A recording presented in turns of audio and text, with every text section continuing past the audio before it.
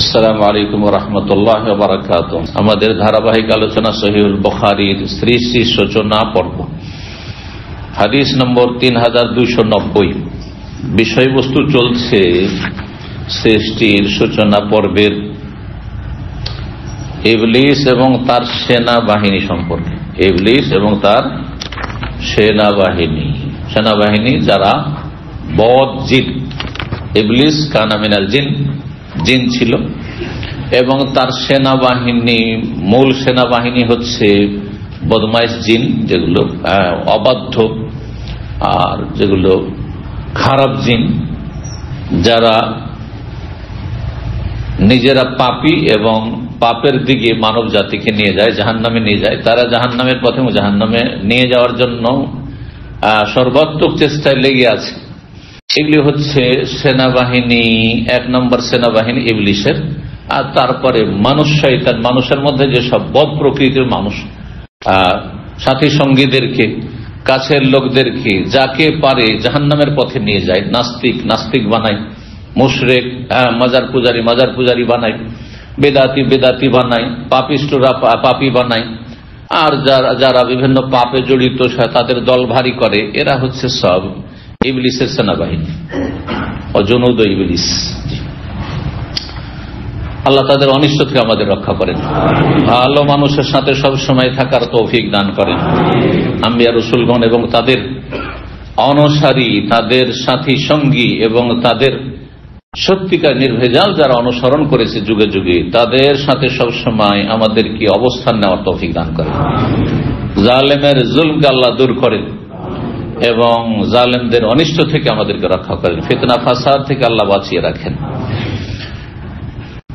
হাদিস বর্ণনা করেছেন মা আয়েশা রাদিয়াল্লাহু তাআলা আনহা থেকে, উরওয়া ইবনে জুবাইর তার বোনের ছেলে, বলছেন যে আনা আয়েশা রাদিয়াল্লাহু আনহা, আয়েশা রাদিয়াল্লাহু তাআলা আনহা থেকে বর্ণিত, কালা, তিনি বলেন, লাম্মা কানা ইয়াউম উহুদিন, উহুদের যুদ্ধের দিনের ঘটনা, হুজিমাল মুশরিকুন, প্রথম দিকে যারা মুশরিক কাফের মক্কার, তারা পরাজিত হয়ে গেল, মানে রণক্ষেত্র থেকে, ওহদের ময়দান থেকে পালাতে শুরু করল। আর সাহাবায়ে কেরাম তাদেরকে তাড়া করতে শুরু করলেন আর হত্যা করতে শুরু করলেন। এইরকম তারা পালাচ্ছে। সেই সময় ইবলিস দেখলো যে আমার সেনাবাহিনী হচ্ছে মক্কার কাফের মুশরিকেরা, এরা তো হেরে যাবে। হ্যাঁ, আর মুমিন মুসলিমরা রাসূলুল্লাহর সাথে সাহাবায়ে কেরাম রাদিয়াল্লাহু তাআলা, তারা তো জিতে যাবে, তাদের বিজয় হয়ে যাবে। ফাসাহ, ইবলিস চিৎকার করে উচ্চ স্বরে ডাক দিল।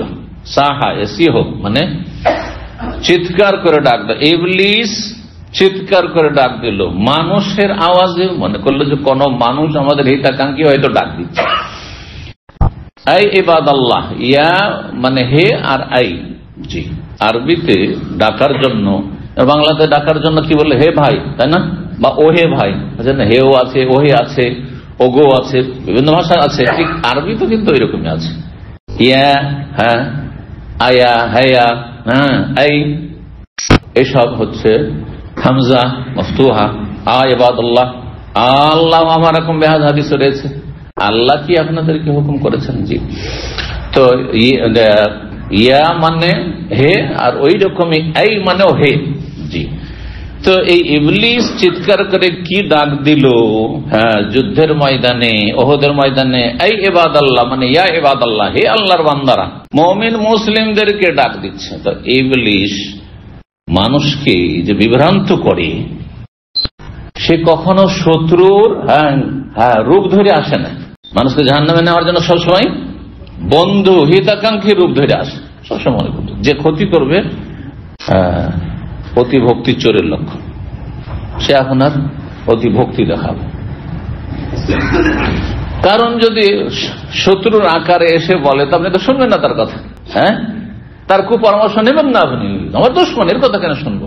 তো ইবলিস এমন কিছু করে, সেটা প্রকাশ্যে করুক মানুষের রূপ ধরে, অথবা আত্মগোপন করে, যেটা হচ্ছে ইবলিস শয়তান বা ইবলিস শয়তানের চেলা, যারা জিন শয়তান, তাদের আসল অবস্থা যে আমাদের শিরা উপশিরা রক্তের সাথে তারা চলাফেরা করে এবং সবসময় যে কথাগুলি ওয়াসওয়াসা দেয় সেটা ভালো আকারে পেশ করে, যে তুই এটা করলে ভালো হবে, হ্যাঁ তুই এটা করলে ভালো হবে। কতদিন এরকম করে তুই 1000 টাকা বেতনে এই সৌদি আরবে চাকরি করবি, হ্যাঁ এখানে মেলা রাস্তা আছে রাতারাতি বড় লোক হওয়ার। হ্যাঁ অনেক হিরোইন গাঁজার ব্যবসা করে, একটা ট্রিপ তুই যদি দিতে পারিস এই শহর থেকে ওই শহর, তাহলে তো কাজ হয়ে গেল, তাহলে তো কাজ হয়ে গেল। সারা জীবন থাকার দরকার, সারা জীবনের কাজ হয়ে গেল, দিল আপনাকে। হ্যাঁ গাঁজার ব্যবসা জড়িয়ে দিল, আপনার হিরোইনের ব্যবসা জড়িয়ে দিল। হ্যাঁ কত এগুলো করবে, সোনা পাচার করবে, হ্যাঁ এটা ব্যবসা কর, বা এর হ্যাঁ তুই মজদুর হয়ে যা, 500 রিল পাবি। তুই যদি নিয়ে যেতে পারিস 2-4 বার নিয়ে, তাহলে তো তোর মেলা পয়সা ইনকাম হয়ে গেল। অথবা এই বিজনেসে লাগতে হলে তো কাজ হয়ে গেল। করছে, অনেকে করছে, এগুলো করছে অবৈধ কাজ। তো মানুষকে ইবলিস শয়তান যে পাপের দিকে নিয়ে যায়, কখনো এটা বলে না যে তুই ধূমপান করলে তোর চরম ক্ষতি হবে। এ কথা তো মনে মগজে আসে মাঝে মাঝে, যে আমি যে এতদিন ধূমপান করতাম না, সিগারেট খেতাম না, বিড়ি খেতাম না, এখন ধরবো, এতে ক্ষতিও তো আছে। কিন্তু ওই কথা স্মরণ করাই না ইবলিস শয়তানে, বলে যে এতে কি হবে, হ্যাঁ একটু ভালো লাগবে, হ্যাঁ ভালো লাগবে, হ্যাঁ মেজাজটা ফ্রেশ হবে, হ্যাঁ তারপরে অ্যাক্টিভিটিস বাড়বে, হ্যাঁ ইত্যাদি ইত্যাদি ভালো দিক দেখায়। যাকে মদে অভ্যস্ত করেছে ওইভাবে, যাকে জেনা ব্যভিচার অভ্যস্ত করেছে, হস্তমৈথুনে অভ্যস্ত করেছে এইভাবে, যে তুই যুবক মানুষ, তোর বাপ এখনো বিয়ে দেবে না, সিরিয়ালে তোর নাম্বারই আসেনি, তোর উপরে তোর বড় ভাই আরো 2-3 জন আছে, কখন এই সিরিয়াল আসবে, লেগে গেল হস্তমৈথুন, বুঝছেন? আর পারছি না বরদাস্ত করতে। এই যে শয়তান সবসময় মিত্র রূপ ধরে, বন্ধু রূপ ধরে এসে মানুষকে জাহান্নামের দিকে নিয়ে যায়। তো ইবলিস শয়তানের সেনাবাহিনী দেখেন যুদ্ধের ময়দানে সাহাবায়ে-কেরামদেরকে ডাকছে, কি বলে, আই ইবাদাল্লাহ, হে আল্লাহর বান্দারা, ওখরাকুম, পিছন দিক থেকে সাবধান, মানে পেছন দিকে তোমরা ঘুরে দেখো, সেই দিক থেকে শত্রু আসছে। আসলে পেছন দিক থেকে শত্রু আসে, সামনে পালাচ্ছে। ওদের ময়দানে যখন আমরা মদিনা ইউনিভার্সিটিতে লেখাপড়া করতাম, তখন আমাদেরকে বাস্তব ময়দানে নিয়ে গিয়ে আমাদেরকে দেখানো হয়েছে যে ওহদ যুদ্ধের চিত্রটা, কি ভাই প্রথম দিকে বিজয় এবং কাফেরা পালাচ্ছে সে ওয়াদি আকিক, কিন্তু ওই নিচু জায়গা, কিন্তু ওই জায়গাটা আকিক একটা নালা আছে, সেই আপনার শুরু হয়েছে ওই অনেক দূর থেকে এসছে, কিন্তু মদিনার অবস্থাটা বলছি, আমরা যেখানে জুলহুলাইফায় যে মিকাতের জায়গায় কিন্তু নিচু নালা ভাবরি আছে, নিচু জায়গা আছে, আর ওখান থেকে একটা নালা নদীর মতো, বর্ষা যখন হইতো মদিনায় তখন নদীর মতো হয়ে যেত, সাঁতার কাটার সময় পানি হয়ে যেত। জি, আর এমনিতে যখন বর্ষা নেই, আর অধিকাংশ সময় এখানে বছরে বর্ষা নেই, তখন শুকিয়ে থাকতো। আমরা এপার থেকে উপরে হেঁটেও যেতাম মদিনা ইউনিভার্সিটির গেটের সামনে, যদি কেউ মদিনা ইউনিভার্সিটি গিয়ে থাকেন এবেলাস্তান থেকে একটু এগিয়ে, তাহলে দেখুন যে ওখানে নদীর মতো শুকনো নদী পড়ে আছে, আবার বর্ষা হলে সেটা ভরে যেত, নৌকা চলত। তো এটাকে ওয়াদি আকিক, আকিক উপত্যকা বলা হয়, নালা। এটা চলে এসছে একবারে ওহদ পর্যন্ত, সেই মিকাতের ওখান থেকে একবারে ওহদ পর্যন্ত চলে এসছে। এরা পালাতে পালাতে অনেক দূর পালিয়ে চলে গেছিল, কাফেররা দূর চলে গেছে, তারা করছেন সাহাবায়ে কেরামগণ মুজাহিদিন, আর কাফেররা পালাচ্ছে। তার মানে হার তাদের নিশ্চিত ছিল, কিন্তু হেরে যাওয়া পরাজিত হওয়া নয়, কিন্তু ক্ষতিগ্রস্ত হওয়া সাহাবায়ে কেরামদের, তার মূল কারণ হচ্ছে নবী সাল্লাল্লাহু আলাইহি ওয়াসাল্লামের একটি ফরমান ছিল, 50 জনকে ওই ছোট্ট পাহাড়টি যে রোমাত পাহাড়, তার নিযুক্ত করেছিলেন রাসূলুল্লাহ সাল্লাল্লাহু আলাইহি ওয়াসাল্লাম, আর বলেছিলেন আমরা হারি আর জিতি, এমনকি আমাদের লাশ সব পড়ে আছে আর পশু পাখিতে ছিঁড়ে ছিঁড়ে খাচ্ছে, এটাও যদি দেখো, তবু তোমরা 50 জন যে এখানে তোমাদেরকে নিযুক্ত করলাম নামবে না। আর তাদের একজন দায়িত্বশীল নিযুক্ত করেছিলেন, সেই দায়িত্বশীল বলছেন নামিও না। নবী সাল্লাল্লাহু আলাইহি ওয়াসাল্লাম কি বলেছেন, ভুলে গেলে তোমরা? বলছে আর থেকে লাভ কি, অনেক দূর পালিয়ে চলে গেছে, ওহদের ময়দান থেকে দূরে পালিয়ে চলে গেছে, সুতরাং এখন এখানে বসে থাকবো, হ্যাঁ এ কোনো যুক্তি আছে? এই যুক্তিতে মুক্তি ক্ষতি হয়ে বরবাদ, ক্ষতি হয়ে গেল। নবী সাল্লাল্লাহু আলাইহি ওয়াসাল্লাম যে বলেছেন এই কথা লোকেরা ভুলে গেল, 50 জনের প্রায় সব নেমে গেল এই যুক্তিতে, মারি ধরি কাফের গুলোকে, অন্তত কিছুই করলাম না, এসে সবাই কাফেরদেরকে তাড়া করছে, আমরা বসে থাকবো এখানে, আর তো প্রয়োজন নেই এখানে বসে থাকা। এই কথা বলাতেই তখন কি হয়ে গেল, কাফেরদের নেতৃত্বে প্রধান সেনাপতি খালিদ বিন ওলীদ তখন ইসলাম গ্রহণ করেনি, আবু সুফিয়ান, খালিদের বড় চালাক চতুর, দেখছি যে পেছন দিক থেকে আমরা যদি ঘুরে এসে আক্রমণ করে দিতে পারি, আমাদেরকে তাড়া করে আসার পেছন থেকে আমরা একটা দল এসে যদি ধরি না, সামনে ওদেরকে বলো এসো ঘুরো পালায়ও না, তাহলে তো এদেরকে পিষে দেবো চাকিতে পিষার মতো করে দুই দিক থেকে। এই রণকৌশলে তারা সফল হয়ে গেল সাময়িক ভাবে, আর 70 জন সাহাবায়ে কেরাম শহীদ হয়ে গেল, রাদিয়াল্লাহু তাআলা শহীদ হয়ে গেল। নবী সাল্লাল্লাহু আলাইহি ওয়াসাল্লাম আহত হলেন, দাঁত শহীদ হইল, মাথা মোবারক জখম হইল। সুবহানাল্লাহ। যেটা ময়দান কি হয়ে গেল, হ্যাঁ ক্ষতিতে পরিণত হইল, হার নাই। সাহাবায়ে কেরামগণ কখনো যুদ্ধের ময়দানে হারেনি, পরাজিত হয়নি। যে পরাজিত হওয়ার সঙ্গে আলাদা আর তার দৃশ্য আলাদা। এটি হচ্ছে ওহদের যুদ্ধের ফলাফল। যাই হোক, ওই সময় ইবলিস সাহাবায়ে কেরামদেরকে ডাক দিয়ে পেছন দিয়ে ঘুরে দেখো, আর পেছন দিয়ে ঘুরে মানে হঠাৎ করে যুদ্ধের ময়দানে কে কাকে চেনে, সবাই তো সবাইকে চেনে, 1000 জন সবাই তো সবাইকে চেনে না। তো ভাবলো যে পেছন থেকে কাফেররা হয়তো আমাদেরকে ঘেরাও করতে যাচ্ছে, এদিকে গিয়ে আক্রমণ করে দিয়েছে। ইবলিস শয়তান চাই যে মুসলিমকে খুন করুক আর মুসলিমদের আক্রমণ করে দিই। পেছন দিয়ে ঘুরে এসে যাদেরকে চিনতে পেরেছে এগুলো আমাদের সাথীর সঙ্গে, কিন্তু হুযায়ফার বাবা ইয়ামানকে কেউ চিনতে পারেনি, যার ফলে কাফের মনে করে, আমাদের দুশমন মনে করে তাকে মুসলিমরা আক্রমণ করে দিয়েছে। হুযায়ফা দেখছে আমার বাপকে মারতে যাচ্ছে, বারবার বলছে আবি আবি, এই যে হাদিস, আমার আব্বা আমার বাবাকে মারিও না মারিও না, কিন্তু শুনবে কোথায়, মানুষ কে কার হইচই শোনে। ততক্ষণ পর্যন্ত হুযায়ফার বাবা মুসলিমদের হাতে হত্যা হয়ে গেল, খুন হয়ে গেল। রাদিয়াল্লাহু তাআলা মুমিন মুসলিম ছিলেন তিনি। ওই হাদিসটি এখানে বলছে ফারাজাত উলাহুম, আগের সারিতে যে সব সাহাবায়ে কেরাম মুজাহিদিন ছিলেন তারা ফিরে চলে আসলে, পেছন দিয়ে ঘুরে দেখলেন যে দেখি দুশমনরা পিছন দিক থেকে হয়তো আমাদের হানা দিতে আসছে। ফাজতালাদাত হিয়া ওয়া উখরাহুম, সুতরাং আগের সারিতে যেসব মুজাহিদিনরা ছিলেন সাহাবারা, তারা পেছনের সারির মুমিনদের সাথে মুখোমুখি লড়াই শুরু করে দিলেন। মুসলিমের লড়াই শুরু হয়ে গেছে। কাফেরদের আরেকটি ষড়যন্ত্র হচ্ছে কি, যে মুসলিমকে মারা, লড়া, ডিভাইড অ্যান্ড রোল।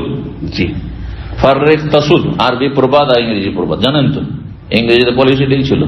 এই জন্য ভারতে তারা মুসলিমদেরকে বিভিন্ন ফিরকায়, ধর্মীয় ফিরকায় বন্টন করেছে। কাদিয়ানি পয়দা করলো, কাদিয়ানি, হ্যাঁ, মোহাম্মদ সাল্লাল্লাহু শেষ নবী না, শেষ নবী মির্জা গোলাম আহমদ কাদিয়ানি, হ্যাঁ, বেরেলভি তৈরি হলো, আহমদ রেজা খান তৈরি হলো। মাজার পূজায় হচ্ছে, কোরআন হাদিস বলছে মাজার পূজায় হচ্ছে জান্নাত যাওয়ার রাস্তা। মাজার পূজার দলিল কোরআন হাদিস থেকে একবারে অপব্যাখ্যা করে। এই দুটো ফিরকা, আর দুটো ফিরকাই জিহাদ হারাম বলে ফতোয়া দিল ইংরেজদের বিরুদ্ধে। ইংরেজরা আমাদের হিতাকাঙ্ক্ষী, আমরা কিছু জানতাম না, সায়েন্স টেকনোলজি, আমাদের দেশে ট্রেন ছিল না, বাস ছিল না, আমরা হেঁটে হেঁটে সফর করতাম, কত কষ্ট করতাম। হ্যাঁ, তো এসব নিয়ে আসলো, দেশ উন্নত করলো। সুতরাং ইংরেজ ব্রিটিশদের সাথে আমাদের ভালোবাসা, মিত্রতা ফরজ, এ ফতোয়া দিয়েছিল জি বেরেলভি রিজভিরা আর এই কাদিয়ানিরা। জি, এ হচ্ছে এই কাদিয়ানি এবং বেরেলভিদের আসল ইতিহাস। আপসে মুসলিমরা বিভক্ত হইল, অন্য অন্য যেসব মুসলিমরা রয়েছে আহলুল হাদিস অথবা এমনকি দেওবন্দি, তবলিগি, যারা তবলিগ নাম আসেনি কিন্তু দেওবন্দি ছিল, ওলামায়ে দেওবন্দ, তাদেরকে কাফের বলে আহমদ রেজা খান ফতোয়া দিল। রেজা খান, রেজভি, বেরেলভিরা এখনো কাফের বলছে, তারা মাজারিরা, বেরেলভিরা দেওবন্দীদেরকে কাফের বলছে, ওয়াহাবি কাফের বলছে, যেমন আহলে হাদিসকে কাফের বলছে। এইভাবে মুসলিমদেরকে লড়িয়ে দিল, মুসলিমদেরকে ধর্মীয় ক্ষেত্রে দিল লড়িয়ে ভারত। তখন অখণ্ড ভারত, ভারত বাংলাদেশ সব ভারত, পাকিস্তান সব ভারত। তো ইবলিস শয়তানের একটি হয়েছে কি অস্ত্র, হচ্ছে যে বিভক্তি এবং রাজত্ব। মুসলিমকে লড়িয়ে দেয়। আজকে মুসলিম দেশে যেখানে মুসলিম লড়াই চলছে, সেখানে সফল কিন্তু কাফের শক্তি, বাইরের কাফের শক্তি আর ভিতরের যেগুলো দেশের শত্রু শক্তি, সে কাফের হোক অথবা মুনাফিক হোক অথবা যাই হোক না কেন। সেই জন্য এই ক্ষেত্রে আমাদের সজাগ থাকতে হবে যে দেশের বৃহৎ স্বার্থ কোথায় রয়েছে। এই ক্ষেত্রে আলেমদেরকে, যারা সেখানে বসবাস করছেন, তাদেরকে চূড়ান্ত সিদ্ধান্ত দিতে হবে এবং তাদের পরামর্শ নিয়ে এগোতে হবে। বাইরে থেকে আমি কোনো কথা বলছি না, কিন্তু প্রত্যেক দেশের ওলামায়ে কেরাম, বিজ্ঞ ওলামায়ে কেরাম, এই ফুটপাতিয়ারা না, বিজ্ঞ ওলামায়ে কেরামগণ এই ক্ষেত্রে তারা হিকমতের সাথে জনগণকে দিক নির্দেশনা দেবেন। আর তাদের দিক নির্দেশনা নিয়ে এগিয়ে যেতে হবে, যাতে করে বাইরের শত্রু আর ঘরের শত্রু আমাদেরকে ধ্বংসের দিকে ঠেলে না দেয়, আল্লাহ হেফাজত করুন, মুসলিমদের আল্লাহ হেফাজত করুন, যেখানে মুসলিমরা বসবাস করে আল্লাহ হেফাজত করুন, এবং কাফের জালেম মুনাফিকদের অসৎ উদ্দেশ্যকে আল্লাহ ধূলিসাৎ করুন এবং তাদেরকে ধূলিসাৎ করুন।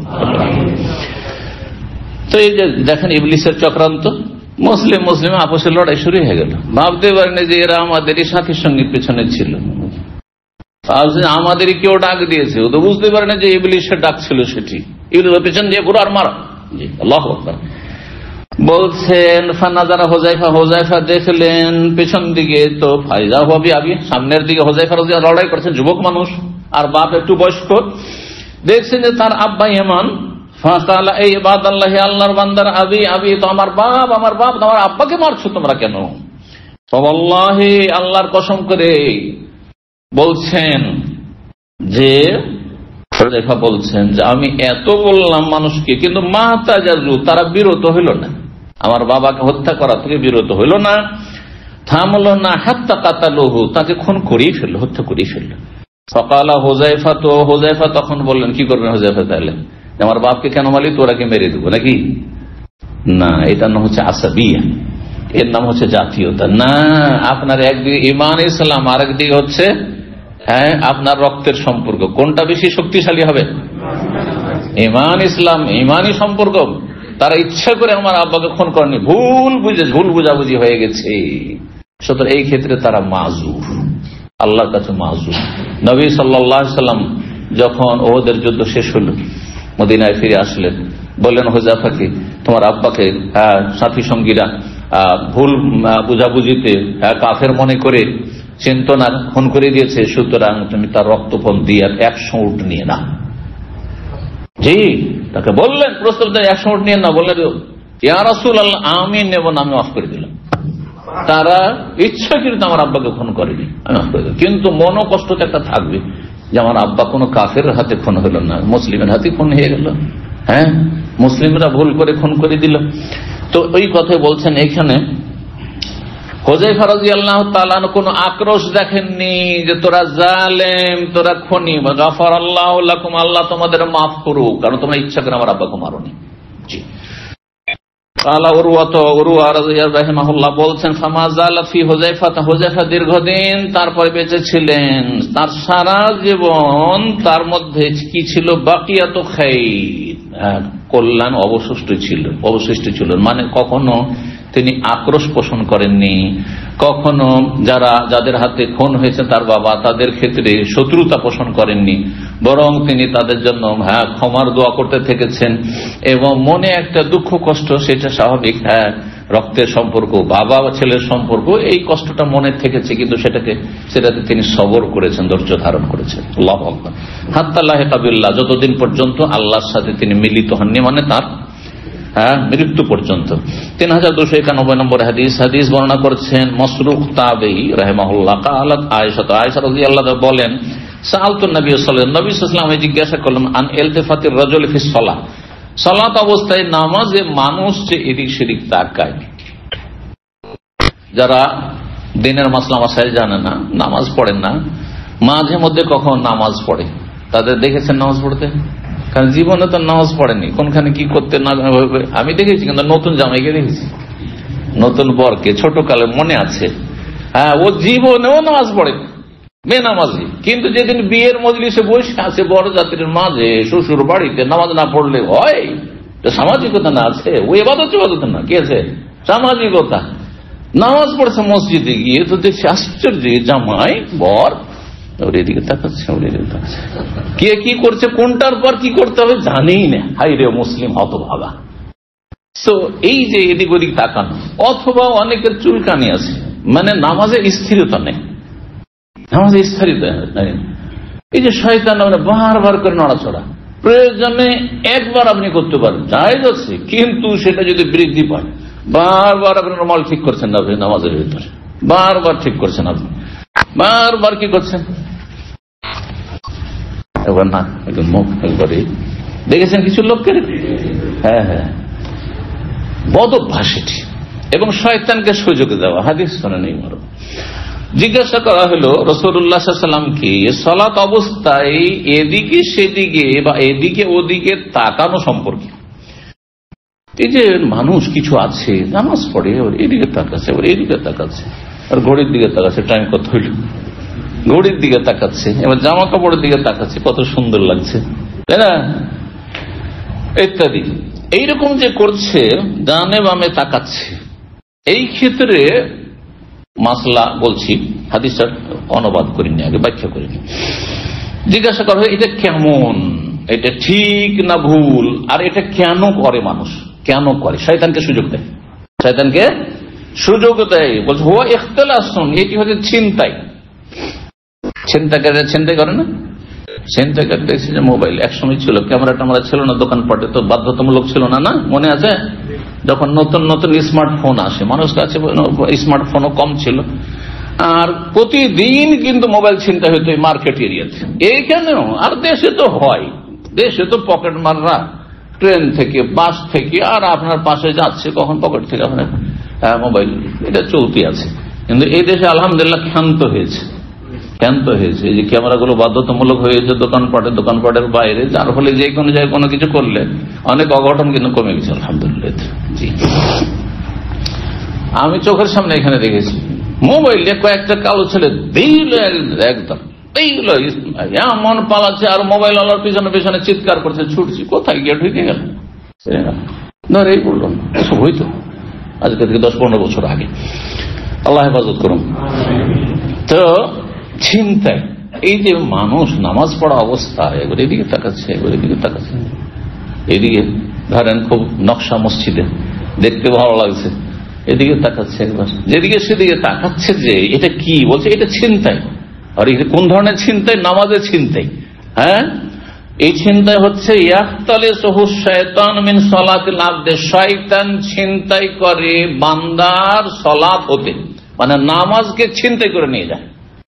হ্যাঁ, নামাজের ওপর হস্তক্ষেপ করে। এই চিন্তা মানে নামাজের উপর কি করে? শয়তানের হস্তক্ষেপ হয়, হস্তক্ষেপ করে নামাজকে কি করা? দুর্বল করে দেওয়া, না হয় নষ্ট করে দেওয়া। দুর্বল করা, না হয় নষ্ট করে দেওয়া। এই ছিল হাদিস। ইবলিশ, শয়তান এবং তার সেনাবাহিনীর অধ্যায়ের সাথে সম্পর্ক বুঝতে পারছেন, শয়তানের কথা এসছে, তাই না? দুটো আগের হাদিসও শয়তানের কথা এসেছে, শয়তান চিৎকার করেছিল ওহদের ময়দানে, আর এখানে শয়তানের কথায় শয়তান নামাজ থেকে কি করে? ছিনতাই করে। তাহলে নামাজ অবস্থায় যারা ছটপট করে বিনা প্রয়োজনে, আর একবার বেশি শ্বশুর করছে, খুশু নষ্ট হচ্ছে। অনেক সময় চুলকানি মানুষের থাকে, অ্যালার্জি থাকে, একবার করলে কোনো দোষের কথা নেই, কিন্তু সেটা 5বার 7বার যদি করতে থাকেন, একবার এইদিকে, একবার ওইদিকে, একবার এইদিকে নড়াচড়া বিনা কাজে, তাহলে তখন আপনি সীমা লঙ্ঘন করছেন, তখন হুকুম তখন ভিন্ন ভিন্ন হয়ে যাবে। এই জন্য ইখতিলাস মানে সালাত অবস্থায় ইলতিফাত, সালাত অবস্থা ইলতিফাত মানে এদিকে ওইদিকে তাকানোর বিধান সম্পর্কে আজকে শুনে নেন, ফিকহি মাসলা। সেটা হচ্ছে, এটা 3 ভাগে বিভক্ত। সালাত অবস্থা এদিকে সেদিকে তাকানো হচ্ছে 3 প্রকারের। এক প্রকার হচ্ছে চোখের এদিক সেদিক করা, মানে চোখটা আপনার মাথা একটু এদিক সেদিকে নড়ালেন না, সেদিক চোখ। আসলে চোখ কোন দিকে রাখতে হবে? সেজদার দিকে থাকতে হবে। হ্যাঁ, সব অবস্থায় একমাত্র তাশাহুদে, এই তাশাহুদের যে আঙ্গুলের দিকে তাকাবেন বৈঠকে। কিন্তু আপনি চোখটা যদি ঠিক সেজদার জায়গা থেকে একটু ডানে করলেন, একটু বামে করলেন, হ্যাঁ, তাহলে এটা জায়েজ ওলামারা বলেছেন। কখনো কখনো প্রয়োজন হয়, কখনো কখনো প্রয়োজন হয়। 2 তলায় 3 তলায় যারা সালাত আদি করছেন, অনেক সময় মনে নেই যে এখন 2 রাকাত হলো, তাশাহুদ বসতে হবে না উঠতে হবে। আর ইমাম কিছু কিছু আছে যে ওই টানটা তো পার্থক্য করে না, বসার সময় টানটা একটু কম হবে, আর ওঠার সময় টান আল্লাহু আকবার, একটু টানটা বেশি হবে, যাতে বোঝা যায় যে হ্যাঁ উঠছে বা বসে গেল। কিন্তু অনেক সময় বোঝা যায় না হয়তো, তো যার ফলে তাকাবার প্রয়োজন হয়। তো সেই সময় যদি চোখ এদিক ওদিক করে, প্রয়োজন এটা। এমনকি মাথাও যদি প্রয়োজনের ক্ষেত্রে মাথাও যদি একটু এদিক সেদিক, বডি হইল না, দেহ আপন জায়গায় ঠিক আছে, সিনা এদিক সেদিক ঘুরে গেল না ডানে বামে পুরো, কিন্তু চেহারা যদি সামান্য ডানে বামে প্রয়োজনে ঘুরে, তো দোষণীয় নাই। চোখের একটা হচ্ছে ইলতিফাত, মানে চোখ এদিক সেদিক করা ডানে বামে, এটা জায়েজ প্রয়োজন, সাধারণ প্রয়োজনে জায়েজ। আর একটা হচ্ছে মাথার ইলতিফাত, মানে মাথায় একটু এদিক করো এদিক করো, ওরা ঘুরলেন না সালাম ফেরার মতো, প্রয়োজনে বাম দিকে দেখছেন, একটু বাম দিকে দেখলে বোঝা যাবে যে নিচে ওরা বসলো তাসাহুদে নাকি উঠলো, হয় না? যারা কিনারায় আছেন আপনারা যদিও তাহলে তিনতলা আমাদের সেন্টারে নামাজ পড়লে বুঝতে পারবেন। তো যদি প্রয়োজন হয় এটা ঠিক আছে, আর বিনা প্রয়োজনে যদি কেউ মাথা এদিকে করে ওইদিকে করে, হ্যাঁ, তাহলে তাহলে মাকরুহ, অপছন্দনীয়, সালাত বাতিল হবে না। অপছন্দনীয় মাকরুহ, সালাত এতে বাতিল হবে না, কিন্তু অপছন্দনীয় কাজ করলাম। তৃতীয় ইলতিফাত হচ্ছে ইলতিফাত বিসদর, পুরা বডি সিনাকে ঘুরিয়ে দেওয়া নামাজ অবস্থা। এটা কাছে নামাজ অবস্থায় যদি এরকম কেউ করে তাহলে নামাজ ফাসেদ হয়ে যাবে, নামাজ নষ্ট হয়ে যাবে, বাতিল হয়ে যাবে, ওর সালাত হবে না, সালাত হবে না।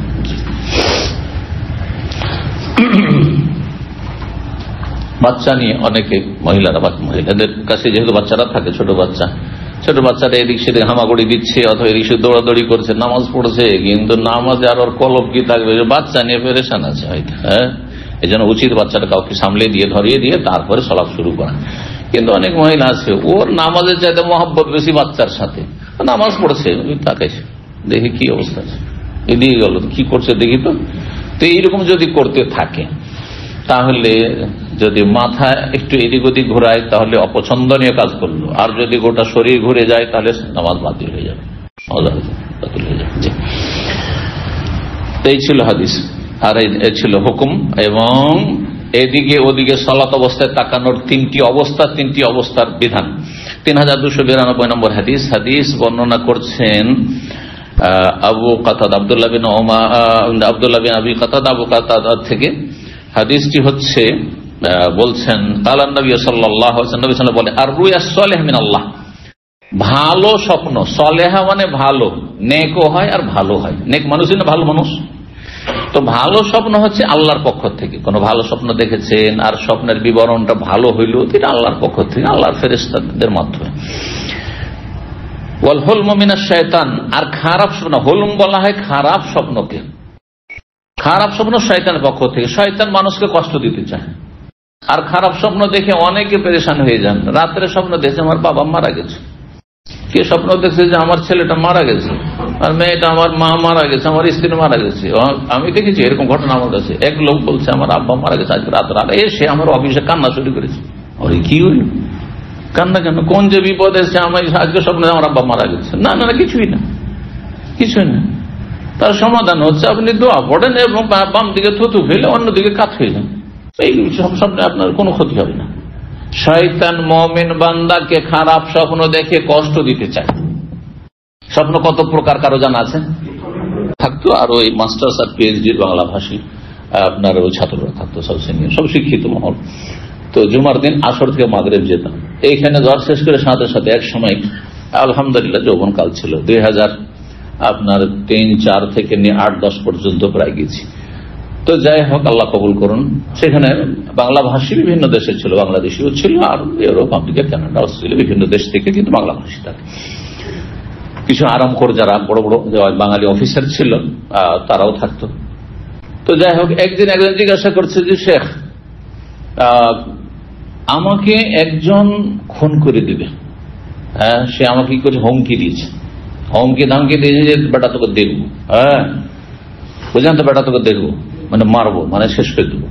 তো বলছে আমাকে নিজেকে আত্মরক্ষার জন্য, বাঁচাবার জন্য আমি যদি তাকে খুন করে দিই। কত সুন্দর প্রশ্ন, তাই না? চলবে যে তুই আমাকে মারবি বলেছিস, আমি আগেই তোকে মেরে দেবো, চলবে? হারাম। কখন জায়েজ হবে? যখন দেখছেন হ্যাঁ অস্ত্র নিয়ে আপনাদেরকে তাড়া করে আসছে বা আপনার বাড়িতে ঢুকে গেছে আপনাকে মারার জন্য, তখন তাকে মেরে দেন। হ্যাঁ মেরে দেন, আপনার কোনো হবে না, কারণ আপনি আত্মরক্ষার জন্য তখন করেছেন। এবার বুঝতে পেরেছেন? আর এমনি আপনাকে বলেছে আচ্ছা তোকে মারবো আমি, হ্যাঁ তোকে, তোর জীবনটা শেষ করবো আমি, তুই শেষ করবি, আমি আগেই শেষ করে দেবো। হ্যাঁ জাহান্নামে যাবেন আপনি। জি, কোনই আপনি জি জালেম। তো আল্লাহ হেফাজত করুন সব ফিতনা ফাসাদ থেকে। তো স্বপ্ন এরকম মাঝে মাঝে দেখে, কারোর সাথে কোন স্বামী স্ত্রীতে ঝগড়া হয়েছে, দিনে একটু রাগারাগি হয়েছে, আর রাত্রে দেখছেন হ্যাঁ স্ত্রীকে খারাপ অবস্থায়, হ্যাঁ অথবা কিছু দেখছেন, এতে খারাপ কিছু দেখছেন, অপ্রীতিকর, বলছেন না স্ত্রীকে রাখা যাবে না। হ্যাঁ স্বপ্নে আমাকে এখন আল্লাহর সাথে সম্পৃক্ত করে দিল, ফেরেশতা দেখাচ্ছে যে স্ত্রীকে রাখবি না, কারণ খুব খারাপ দৃশ্য দেখে স্বপ্নে চলবে, যে স্বপ্নের ভিত্তিতে সিদ্ধান্ত। আরেকটা মশলা এখানে জানেন, স্বপ্ন ধর্মের উৎস নয়, ভাষাটা বুঝলেন বাংলা? অর্থাৎ স্বপ্নে একটা আপনি গাইডলাইন পেলেন আর সেইটাকে ধর্ম বলে পালন করলেন, এটা হারাম, জায়েজ না।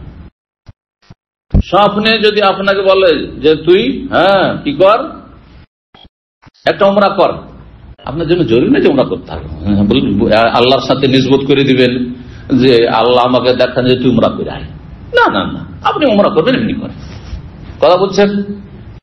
এটার উপর যদি আমল করেন তো কালকে শয়তান স্বপ্নে দেখাবে, ভুল মুমিনা শয়তান, যে আল্লাহর ওলি তোর অমুক জায়গায় শুয়ে আছে, হ্যাঁ সুতরাং আল্লাহর ওলির তোর অবমাননা করছিস, হ্যাঁ যা একটু কবরটাকে সুন্দর কর, বা যা কবর একটু যা শাহজালাল মাজার একটু ধর্ণা দিয়ে, আমি স্বপ্নে দেখেছি। হ্যাঁ শয়তান আপনাকে কিভাবে জাহান্নামে নিয়ে যাচ্ছে, স্বপ্নের উপর আমল করতে গিয়ে আপনি মাজারে গিয়ে মুশরিক হয়ে চলে আসলেন, আপনি ফাঁসি মরব নিয়ে বা চাদর চড়িয়ে চলে আসলেন, আপনি বুঝছেন না? বলছেন না? তো স্বপ্নের উপর আমল করা যায় না, একমাত্র নবী রাসূলের স্বপ্ন হচ্ছে ওহী, তাছাড়া কারো স্বপ্ন ওহী না। বাংলাদেশের ঘটনা ঘটেছে না কিছু কয়েক বছর আগের ঘটনা, যে একজন স্বপ্ন দেখেছে তার ছেলেকে জবাই করেছে, তারপরে কি করেছে, ও কুরবানি করে দিয়েছে, ছেলেকে কুরবানি করেছে। আপনি কি ইব্রাহিম আলাইহিস সালাম নবী? হ্যাঁ নবী যদি স্বপ্ন দেখে সেটা ওহী, রুয়াল আম্বিয়া ওয়াহিয়ুন, হাদিস রয়েছে, নবীর সব স্বপ্ন হচ্ছে ওহী। ইন্নী আরা ফিল মানামি আন্নী আযবাহুকা, বাবা ইসমাইল আমি দেখছি স্বপ্নে যে তোমাকে জবাই করছি। তারপরও দ্বিধাগ্রস্ত, একদিন দুই দিন তিন দিন স্বপ্ন দেখছে, তাহলে করতে হবে ফানজুর মাযা তারা, তোমার মতামত কি বাবা? আবাতি ফাল মা তুমার, যা আদেশ হয়েছে, আপনি নবী, আপনার স্বপ্ন মানে ওহী, এফাল মা তুমার, যা আদিষ্ট হয়েছেন করে ফেলেন। কিন্তু আপনি খুব শয়তান কষ্ট দেওয়ার জন্য, শয়তান সর্বনাশ আপনার পরিবারকে কষ্ট ধ্বংস করার জন্য সে করতে পারে, হিন্দুরা করছে।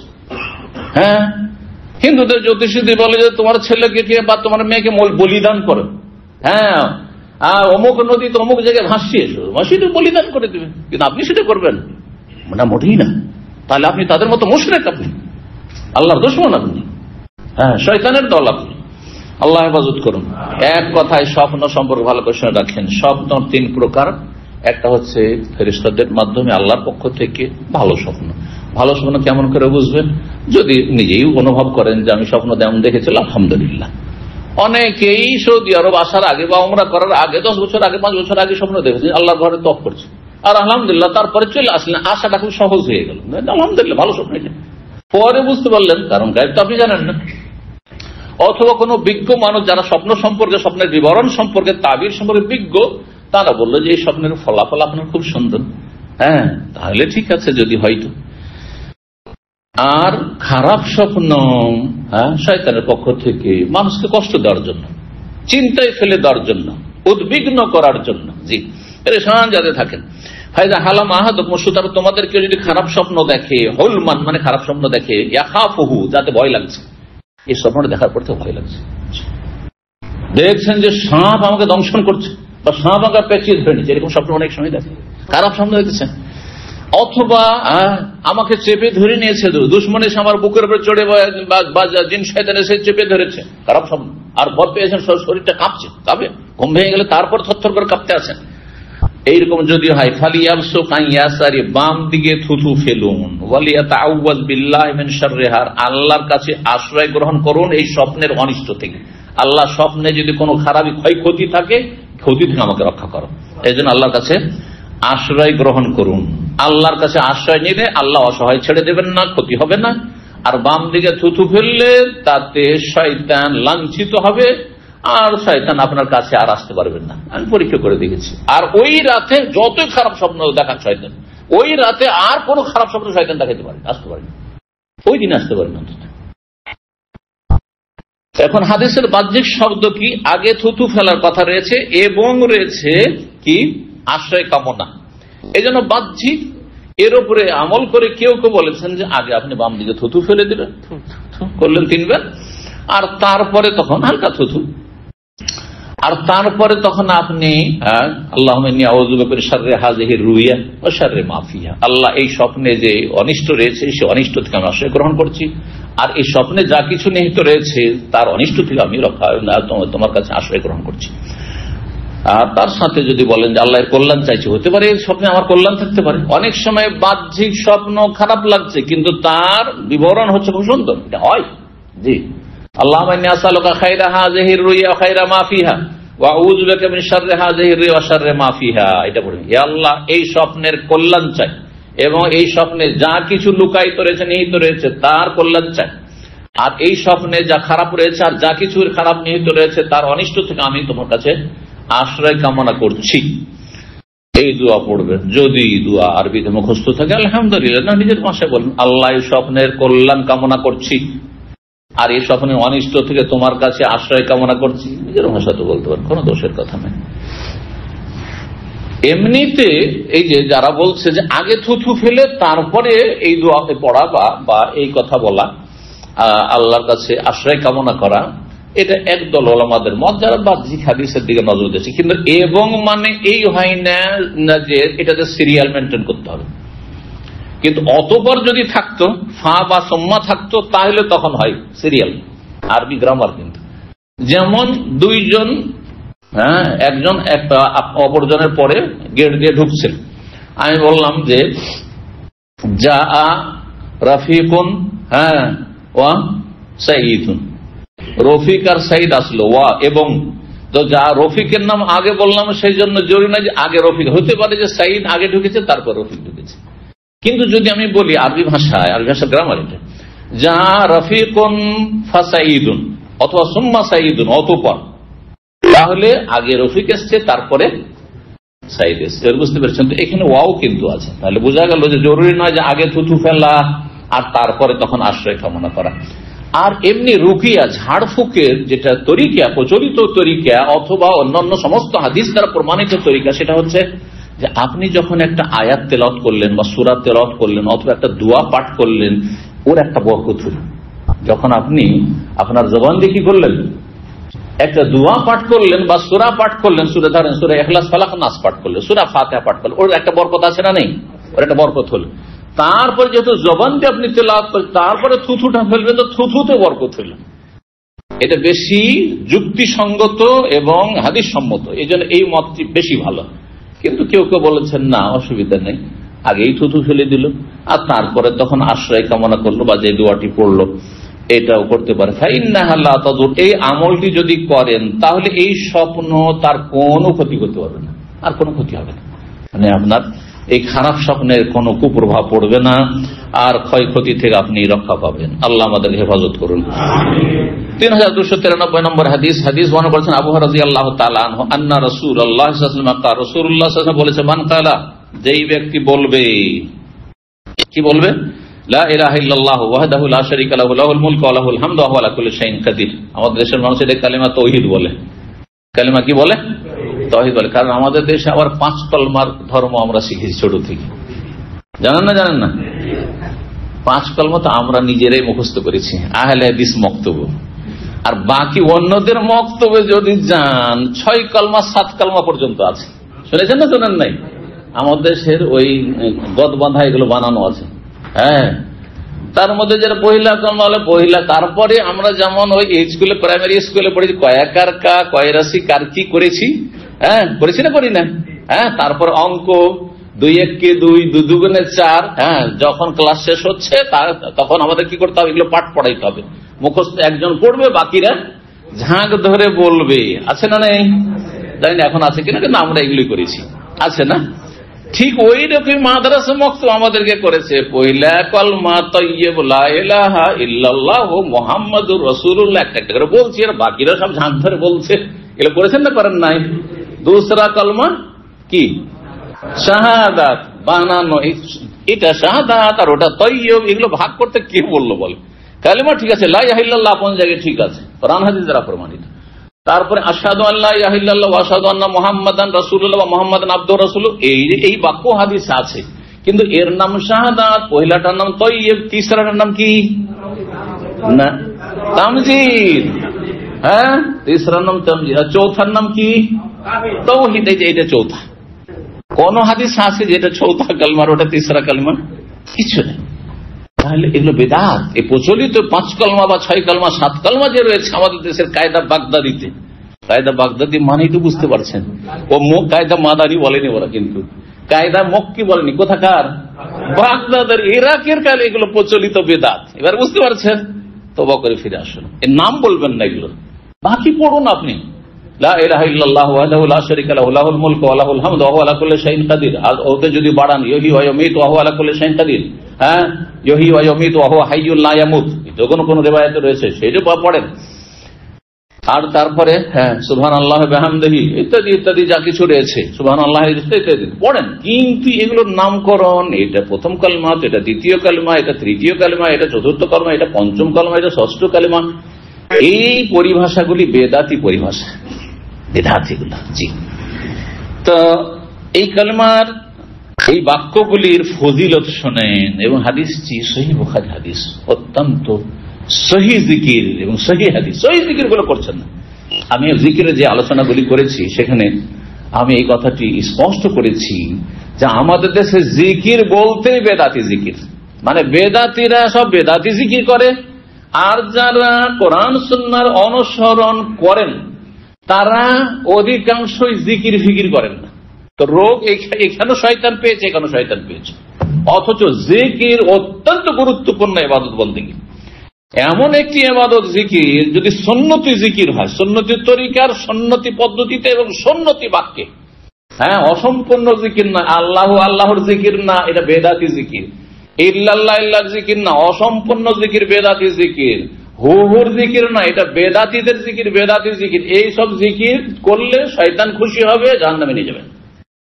আর আপনি সহি আকীদার দাবিদার, সহি সালাত আদায় করেন, আর আপনার সারাদিন চলে গেল 10 বারও আস্তাগফিরুল্লাহ নাই, 10 বারও লা ইলাহা ইল্লাল্লাহ নাই, 10 বারও আপনার লা হাওলা ওয়ালা কুওয়াতা ইল্লা বিল্লাহ নাই, 10 বারও সুবহানাল্লাহি ওয়া বিহামদিহি সুবহানাল্লাহিল আযীম নাই। এটা কেমন হলো? এই কেন তো শয়তানকে খুশি করলেন, জাহান্নামে যাবেন না। কিন্তু আপনি যে প্রচুর নেকি থেকে হতভাগা হয়ে বঞ্চিত থাকলেন, এইটা কি বোঝার শক্তি নাই? কথা বুঝছেন না? বুঝছেন না। এই জন্য আমি উভয় দলকে বলছি যে বেদাতি জিকির ছেড়ে এসে সুন্নতি জিকির করুন, হ্যাঁ তাহলে জান্নাত পাবেন, আর হ্যাঁ আল্লাহ খুশি হবেন, শয়তান নাখুশ হবে। আর শয়তানের নাফরমানি করা ফরজ, আল্লাহর আনুগত্য করা ফরজ, রাসূলের আনুগত্য করা ফরজ। আর যারা কোরআন সুন্নাহর অনুসরণের দাবিদার তাদেরকে বলবো যে ফরজ ওয়াজের পরে জিকিরের একটা আপনার ওজিফা থাক, কোর্স থাক, হ্যাঁ সকাল সন্ধ্যার জিকিরগুলি পাবন্দির সাথে করুন, আর তারপরে 5 ওয়াক্ত সালাতের পরে জিকির আজকার পাবন্দির সাথে করুন। এছাড়াও শুধু এই জিকিরই করলেন, অথচ যোহর আসর মাঝখানে বিভিন্ন কাজকর্মে আছেন, বিভিন্ন জায়গায় ঘোরাফেরা করছেন, বিভিন্ন গুনাহ হয়ে যাচ্ছে, আপনার নেকি কোথায়? আর কোনো নেকি করবেন না। যখন গুনাহ হচ্ছে নেকি বাড়ান। তাহলে আপনি গাড়ি চালাচ্ছেন অথবা দোকানে ডিউটি করছেন, হাত কাজ করছে কিন্তু জবান ফ্রি আছে। আপনি কারখানায় কাজ করছেন, জবান দিয়ে কাজ করতে হয় না, ডিউটি করছে আপনার হাত পা, হ্যাঁ চোখ কাজ করছে। সুবহানাল্লাহ মাঝে মাঝে পড়েন, আস্তাগফিরুল্লাহ মাঝে মাঝে পড়েন, লা হাওলা ওয়ালা কুওয়াতা ইল্লা বিল্লাহ, লা ইলাহা ইল্লাল্লাহ পড়েন, সুবহানাল্লাহি ওয়া বিহামদিহি সুবহানাল্লাহিল আযীম পড়েন, সুবহানাল্লাহি ওয়া বিহামদিহি আদাদা খালকিহি ওয়া রিজা নাফসিহি ওয়া জিনাতা আরশিহি ওয়া মিদাদা কালবিহি, বিশেষ করে ইস্তিগফার। কারণ ভুল হচ্ছে, সেটা হ্যাঁ ভুলের সংশোধন হচ্ছে আস্তাগফিরুল্লাহ, আস্তাগফিরুল্লাহ ওয়া আতুবু ইলাইহি, আস্তাগফিরুল্লাহ ওয়া আতুবু ইলাইহি। নবী সাল্লাল্লাহু আলাইহি ওয়াসাল্লাম একটু পর পর সাহাবায়ে কেরামের মজলিসে নিয়ে বসে আছেন, আর একটু পর পর বলছেন আস্তাগফিরুল্লাহ ওয়া আতুবু ইলাইহি, রব্বিগফিরলি ওয়া তুব আলাইহি ইন্নাকা আনতাল গফুরুর রহিম বা ইন্নাকা আনতাত তাওয়াবুর রহিম। আছে না হাদিস? হ্যাঁ, এক এক মজলিসে বারবার করে পড়তে আসে রাসূলুল্লাহ সাল্লাল্লাহু আলাইহি ওয়াসাল্লাম। আপনি রাসূলুল্লাহ সাল্লাল্লাহু আলাইহি ওয়াসাল্লাম অনুসারী শুধু ফরজ কাজে, আর শুধু 2-4-5টা সুন্নতে সার্বিক জীবনে আপনাকে হইতে হবে। তাহলে জিকিরের ইবাদত এত গুরুত্বপূর্ণ ইবাদত যে কোন ইবাদত বেশি করে আল্লাহ করতে বলেননি জিকির ছাড়া। সব ইবাদত বেশি সুন্দর করতে বলেছেন, কিন্তু জিকিরের ইবাদত উযকুরুল্লাহ যিকরান কাসীরা বলেছেন, বেশি করে। বেশি বেশি নামাজ পড়ো, বেশি বেশি রোজা রাখো, বেশি বেশি হজ করো, উমরা করো, এইসব কথা কিন্তু নাই কোথাও। কিন্তু কি আছে? বেশি বেশি জিকির আজকার করো। তাহলে কেউ যদি দিনে 50 বার 100 বার আস্তাগফিরুল্লাহ পড়ে, আপনি তার বেশি পড়েন, তার বেশি করেন আপনি। হ্যাঁ, ধীরে ধীরে বেশি করেন, কারণ ধীরে ধীরে কবরের দিকে যাচ্ছে না, আখিরাতে কখন মরণের করোনা চলে আসে। সুতরাং আপনারা জিকির আজকার বাড়ান। আর উত্তম জিকির যেমন লা ইলাহা ইল্লাল্লাহ, তেমনি উত্তম জিকির হচ্ছে তেলাওয়াতে কোরআন। সুতরাং তেলাওয়াতে কোরআন ধরেন বিগত বছরগুলিতে আপনি শুধু রমজানে করতেন, এখন প্রতিদিন করেন, অথবা প্রতিদিন আপনি 5 পেজ 10 পেজ পড়তেন, এখন 20 পেজ করেন। মোবাইলকে আপনি 5 ঘন্টা 7 ঘন্টা সময় দিচ্ছেন, কোরআনে কারীমকে আপনি আধা ঘন্টা সময় দেন, আপনার জীবনে বরকত নেমে আসবে, আপনার বাড়িতে বরকত নেমে আসবে, আপনার ছেলে মেয়েতে বরকত নেমে আসবে। সংশোধন করুন, এগিয়ে আসুন। ফাস্তাবিকুল খায়রাত, আল্লাহ বলছেন যে ভালো কাজে তোমরা প্রতিযোগিতা করো। আল্লাহ রাব্বুল তৌফিক দান করেন। এই সুন্নতি জিকিরের ফজিলত শুনেন। লা ইলাহা ইল্লাল্লাহ ওয়াহদাহু লা শারীকা লাহু লাহুল মুলকু ওয়া লাহুল হামদু ওয়া হুয়া আলা কুল্লি শাইইন কাদির, কেউ যদি বলে লা ইলাহা ইল্লাল্লাহ মানে আল্লাহ ছাড়া কোনো সত্য মাবুদ নেই, এইটাই জিকির যথেষ্ট। কিন্তু আরো বেশি যদি ফজিলত চান তাহলে কি বলবেন? ওয়াহদাহু, যিনি একক, হ্যাঁ, লা শারীকা লাহু, যার কোনো অংশীদার নেই, লাহুল মুলকু, সমস্ত কিছুর রাজত্ব সার্বভৌমত্ব একমাত্র তাঁর, ওয়া লাহুল হামদু, যাবতীয় প্রশংসা তাঁর, ওয়া হুয়া আলা কুল্লি শাইইন কাদির, এবং তিনি সবকিছুর উপর ক্ষমতাবান। যদি এই বাক্যগুলি পড়েন ফি ইয়াউমিন, যে কোনো দিনে, মিআতা মাররা, কতবার? 100 বার পড়েন। 100 বার পড়লে এই ফজিলত গুলো, তার বেশি যদি পড়েন, যত বেশি পড়বেন তত বেশি ফজিলত পাবেন, ফলাফল পাবেন। কত নেকি পাবেন? কানালাহু আদলু আশরি রিকাব, 10 জন গোলাম স্বাধীন করার সওয়াব হবে। 10 জন মানুষ গোলামির যুগে গোলামির জীবন যাপন করত, হ্যাঁ, পণ্যের মতো তাদের ক্রয় বিক্রয় হইতো, হ্যাঁ, কখনো মার্কেটে এ বিক্রি করছে ও কিনছে, যেমন মাল সামান কেনাকাটা হয়, হ্যাঁ, তাদের জীবনে কোনো স্বাধীনতা ছিল না, ব্যক্তি মালিকানা ছিল, যা ইনকাম করবে মনিবের। যখন ব্যক্তি মালিকানা নেই তাহলে সেই ব্যক্তির জীবনে যাকাত দেওয়া নসিব আসবে না, সেই ব্যক্তির কোনোদিন হজ নসিব আসবে না, সেই ব্যক্তির কোনোদিন ওমরা করাও নসিব আসবে না। বরং যখন সে পণ্যের মতো ক্রয় বিক্রয় হচ্ছে তাহলে তার এলেম শেখার কোনো সুযোগ নেই, কারণ তাকে যদি মালিক বলে যে না এখন কাজ কর, তাহলে তার সে আসার কোনো সুযোগ নেই। বুঝতে পারছেন না? পারছেন?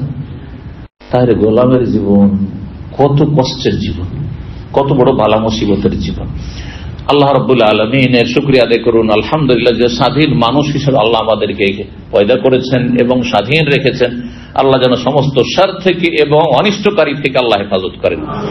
10 জন গোলামকে স্বাধীন করে দিলেন যে তোমরা আল্লাহর ইবাদত করো, যাও ফ্রি হয়ে, হ্যাঁ, মালিকের গোলামি করতে হবে না, আল্লাহর গোলামি করো। ওয়া কুতিবাত লাহুম মিয়াতু হাসানা, 100টি নেকি লিখা হবে। যাদের ওই 49 কোটি নেকি শুনে অভ্যাস, 100টা নেকির কথা শুনে তো মনটাই উঠলো না আপনাদের? মন উঠলো? আরে তবলিগি চিল্লাই গেলে তো 49 কোটি নেকি পাওয়া যায়, তাই না? আরো কত যে ফজিলত রয়েছে, কত যে ফজিলত রয়েছে। এত ফজিলতের কথা শুনে, পাহাড়ের মতো ফজিলত শুনে, তারপরে 100টা নেকি, কি হবে? হ্যাঁ, মনটাই উঠলো না। এই জন্য আপনাদের চেহারা বুঝতে পারছি, কারণ আমরা মানুষ হয়েছি ওই সব পরিবেশে। কোটি কোটি নেকির কথা, লক্ষ লক্ষ নেকি, নিচু 100 আর 1000, ওসব নেকির কথা আমার দেশে শোনানো হয় না। সহিহ বুখারীতে 100 নেকি, এক একটি নেকি যে কত ওজন রাখে আল্লাহর কাছে আল্লাহ ভালো জানে। এগুলো হচ্ছে খাঁটি জেনুইন নেকি, আর ওগুলো হলো ভেজালওয়ালা, এমন ভেজালের জালিয়াতি। 49 কোটি কোন হাদিস দ্বারাই প্রমাণিত নয়, বরং লক্ষ লক্ষ নেকি এই যে বা কোথায় পাবেন আপনি? কথা বোঝা গেছে? বাজারে ঢোকারও যে ফজিলতে বেশ বড় অঙ্কের নেকির কথা রয়েছে, সেই হাদিসটিও অনেক ওলামাদের কাছে দুর্বল। ভালো করে শুনে রাখেন। হ্যাঁ, কেউ কেউ বলেছেন হাসান আমল করা যাবে, কিন্তু আসলে গবেষণা করে দেখলে হাদিস যে দুর্বল আসলে। বুঝতে পেরেছেন? তাহলে বোঝা গেল যে ফাজাইলের যুগ, বড় বড় যত অঙ্ক তত জালিয়াতি বেশি। রাতারাতি যারা বড় লোক হয়েছে, দুনিয়ার সাথে উদাহরণ দিতে পারে, রাতারাতি যারা বড় লোক হয়েছে বলতে পারবে না বুক ফুলে যে আমার রুজি হালাল, আমার রুজি হালাল। কিন্তু যারা ধীরে ধীরে ধীরে ধীরে বড় হয়েছে, 26 বছর দাম্মাম, হ্যাঁ, তার আগে মদিনায় 4 বছর, তারপরে 3 বছর আল কাশিমে, কতদিন হয়ে গেল? হ্যাঁ, 26, 3 আর 4, কত হইল? 33 বছর। 33 বছর সৌদি আরবে থেকে ধীরে ধীরে ধীরে ধীরে ধীরে যত হয়েছে, বলতে পারছো আলহামদুলিল্লাহ, কার একটা পয়সা মেরে খাই, কোন হারাম রিজিক খাই না, হ্যাঁ, মেহনত পরিশ্রম করে খাই। আর যা কিছু করেছি হালাল করেছি, আল্লাহকে বলতে হচ্ছে যথাসাধ্য আল্লাহ হালাল করেছি। হ্যাঁ, অজান্তে যদি কোনো হারাম ঢুকে আল্লাহ তুমি মাফ করো, ঠিক কিনা? কিন্তু যারা এসছে, আসার পরে 1 বছর রাতারাতি বড় লোক, বলতে পারবে দেশে কিছুই ছিল না, হ্যাঁ, পথের ভিখারি ছিল, আর তাদের ধন সম্পদ আর দুর্নীতি করে খাওয়া, ভক্ষণ করা, জাতির সম্পদ খেয়ে, হ্যাঁ, তারা রাতের দেশ বিদেশে কোথায় টাকা রাখবে খুঁজে পায় না, কোথায় বাড়িঘর তৈরি করবে খুঁজে পায় না। আর আল্লাহ রাব্বুল আলামিনের আযাব তাদের ওপর যে তারা ভোগ করতে পারে না, তাদের ছেলেমেয়েরাও ভোগ করতে পারে না। আল্লাহর আযাব সেটা ভোগ করে কাফেররা। যেসব দেশে বাড়িঘর কিনে রেখেছে আর সম্পদের পাহাড় তৈরি করে রেখেছে, তারাই কিন্তু সেগুলি খাবে। হ্যাঁ, ভালো করে বুঝে দেখেন, সুইস ব্যাংক থেকে কোনোদিন টাকা পয়সা উঠে আসে না। এই যে সেসব মুসলিম দুর্নীতিবাজ হারামখোর যারা টাকা পয়সা সুইস ব্যাংকে কাফেরদের ঘরে নিয়ে যে রাখছে, ব্যাংকে রাখছে, জীবনে কোনোদিন সুইস ব্যাংক থেকে টাকা উঠিয়ে নিয়ে আসতে পেরেছে? গেছে তালা শেষ, বোঝা গেছে। আর আখেরাতে কিছু পাবেন না, কারণ হারামখোর, আপনি হারাম পয়সা ওখানে জমা করে এসছে। সুতরাং হাসরের মাঠে আশা করবেন ওই কাফের কাছ থেকে নিব, হ্যাঁ, আর আমি যেহেতু আমার টাকা বেঈমানি করেছে সেই জন্য জান্নাত, সেইটাও করতে পারবেন না। রুজিটা যদি হালাল হইতো তো এটা আবার হইতো। বোঝা গেছে যে দুনিয়াতে না দিবে, আখেরাতে দিতে হবে। বুঝছেন না? এই জন্য যারা হারাম খাচ্ছে তাদেরকে দেখে আর তাদের এই আপনার বিলাসবহুল জীবনযাপন দেখে প্রতারিত হবেন না। আল্লাহ বলছেন, এই যে পাপিষ্ঠ কাফের যারা, তাদের দুনিয়ার এই দাপট আর দুনিয়ার তাদের যে এই ধন দৌলতের পাহাড়, এসব দেখে প্রতারিত হয় না, ধোকা খেয়েও না। মাতাউন কালিল, কয়েকদিনের ভোগ বিলাসের সামগ্রী, সুম্মা মাওয়াহুম জাহান্নাম, তারপরে এসব হারামখোরদের স্থান হচ্ছে জাহান্নাম, সব জাহান্নামে যাবে। জি, আল্লাহ হেফাজত করুন, আল্লাহ হালাল রুজিতে বরকত দান করুন। তো বলছিলাম হাদিসটি অল্প যেখানে আছে সেখানে, হ্যাঁ, কি আছে, খাঁটি হওয়াটাই নিশ্চিত। আর যেখানে বেশি সেখানে ভেজালই হচ্ছে বাস্তব। তো 100 নেকি পাবেন, আর 100টি গুনাহ মাফ হলো। যেমন তোর কথা নাকি, আপনি এটাকে ছোট মনে করছে? 100টি গুনাহ। আজকে সারাদিন যারা 5 ওয়াক্ত নামাজি, ফজর থেকে হিসাব করে 5 ওয়াক্ত আলহামদুলিল্লাহ ফজর পড়েছেন, ওয়াক্তে নামাজ পড়েছেন, তারপরে জুমা পড়লেন, তারপরে আপনি আলহামদুলিল্লাহ যা কিছু করেছেন ভালোই করেছেন, পরিবারের খোঁজ খবর নিয়েছেন, ছেলে মেয়েদের হক আদায় করেছেন, বা আত্মীয় স্বজন হক আদায় করেছেন, দিন শিখেছেন, সকাল থেকে কেউ কোরআন শিখেছেন, কেউ দিন শিখেছেন, ইত্যাদিতে যে নেকির কাজগুলি করলেন একদিকে রাখেন। আর তারপরে দেখেন যে আমি কোন কাবিরা করলাম, কারো গীবত করলাম নাকি, চুগলখড়ি করলাম নাকি, মিথ্যা বললাম নাকি, হারাম খেলাম নাকি, কোন হারাম দেখলাম নাকি, নোংরামি করলাম নাকি, কাবিরা গুনাহ করলাম নাকি, দেখা যায় আলহামদুলিল্লাহ তেমন কিছু নেই। আর থাকলে এক আধটা আছে, 100টি গুনাহ মাফ হয়ে যাবে, 100 গুনাহ মাফ হবে। যেমন তখন হইলো, হ্যাঁ, কোন মুমিন আছে 5 ওয়াক্ত নামাজি আর হালাল খায়, আর সে 100টি গুনাহ দিনে করে, একদিনে 100টি গুনাহ মাফ হয়ে গেল।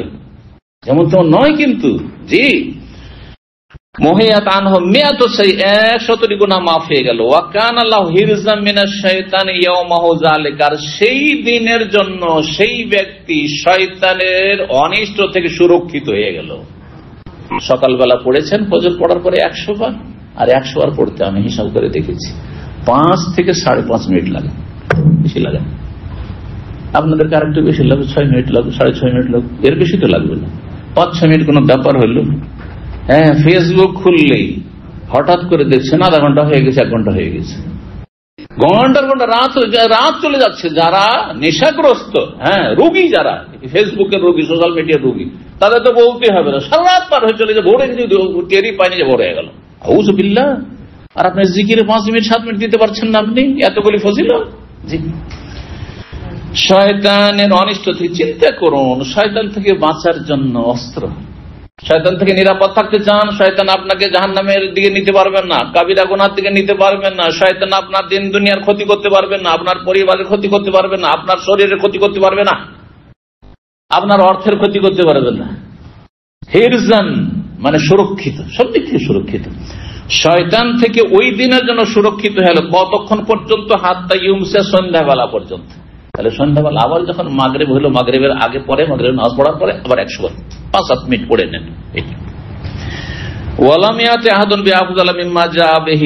আর এই ব্যক্তি যে সকালে পড়লো 100 বার আর সারা দিনে এই ফজিলত গুলি পেল, এর চাইতে বেশি ফজিলত নেকির কাজ কেউ করতে পারেনি ইল্লা আহাদুন, তবে এমন কোন ব্যক্তি আমেল আকসার মিন যালিকা, এর চাইতে বেশি যদি আমল করে।